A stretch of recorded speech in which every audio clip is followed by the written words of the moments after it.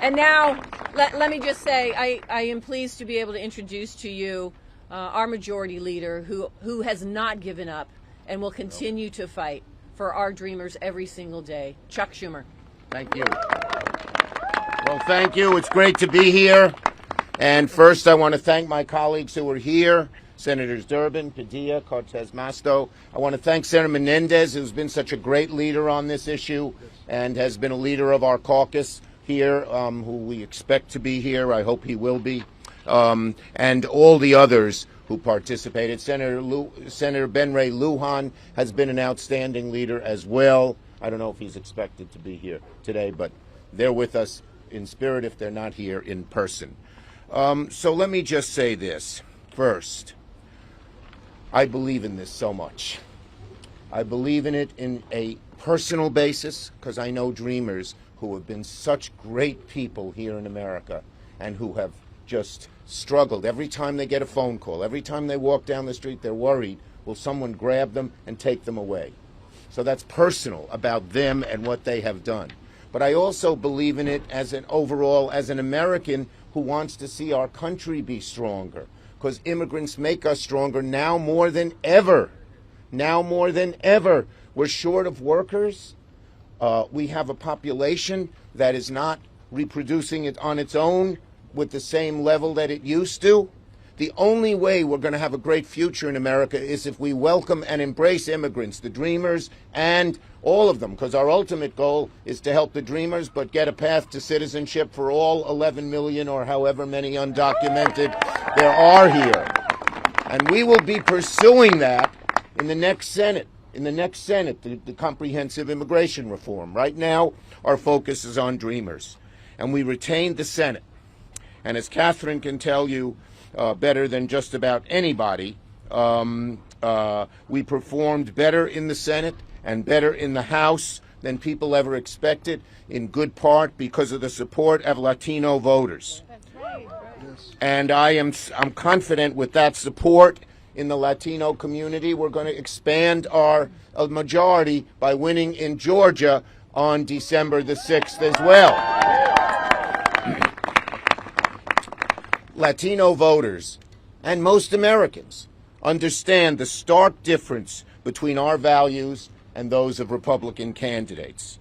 In the majority, Senate Democrats succeeded in improving health outcomes for Latino families. We expanded economic opportunity. We protected vulnerable communities from the dangers of gun violence. We also fought repeatedly to pass legislation that would protect dreamers, TPS recipients, farm workers, essential workers, because we believe in these people as individuals. People forget. Immigrants, undocumented, documented, have a higher rate of higher rate of employment and a lower rate of crime than average Americans. So all the BS spread by these right-wing people on nastiness is just not true. It just aggravates me. It annoys me. It's worse than aggravate. I'd use a Brooklyn word, but I won't. Okay. All right. So we also fought repeatedly to pass legislation that would protect dreamers, and it was a key piece of our original legislative agenda. In fact, my office was intimately involved in pushing for a change in the registry date that would once and for all provide some sense of security to dreamers and their families. And while we've encountered roadblocks along the way to get this done, we've never stopped fighting for immigrant relief.